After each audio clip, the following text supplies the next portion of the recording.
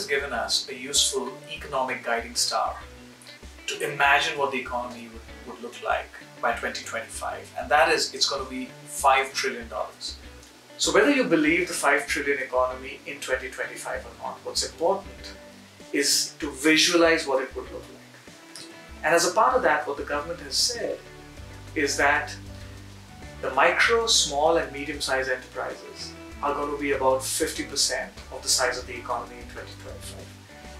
The MSMEs need to grow from a 30% contribution to 75% contribution of the incremental GDP. That's how they'll become 50%. How are MSMEs going to actually get there? And basically three things come out.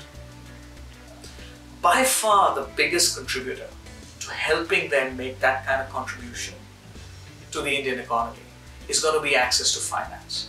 For those of you who have been a part of the Dun & Bradstreet Awards, you already know that this is a constant refrain. We always say give them finance and they will grow and they will blossom.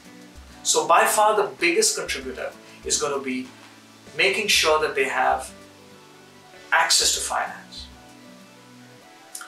Interestingly, at this point, only about 12% of their access to finance comes from formal sources of funding. The rest comes from informal sources and equity. And of that 12%, half of it comes from public sector banks. So there's a huge role for the private sector to play in terms of contributing to access to finance of MSMEs. Interestingly, when they do get access to finance, they do very, very well. The return on capital employed is very healthy when it compares with either other countries or when it compares with large companies. It actually does pretty well. So that's the first biggest contributor.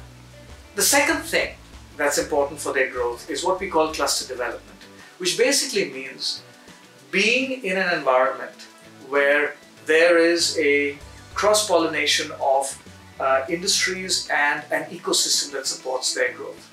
So if you track countries on the basis of a global competitiveness index and you compare that with cluster development, you get a very nice trend, right?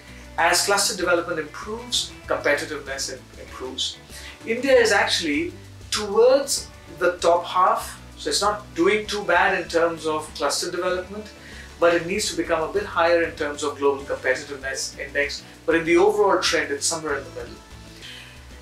And then the final thing that helps or that can help the MSMEs is going to be access to markets, access to their customers and places where they can actually monetize their services and products. And there's a role that external parties and the government can play.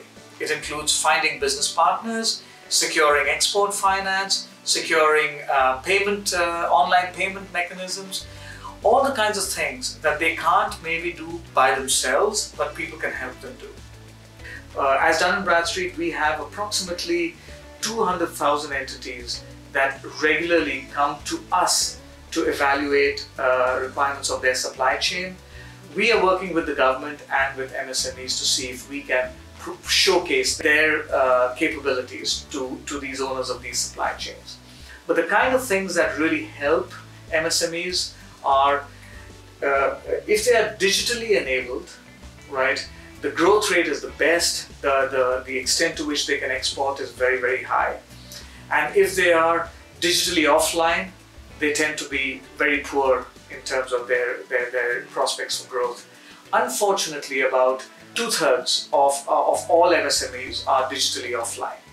So, to put it all together, if India is going to be $5 trillion in 2025 and MSMEs are going to be 50% of that economy, they need to fix the three biggest problems: access to finance, cluster development, and market access.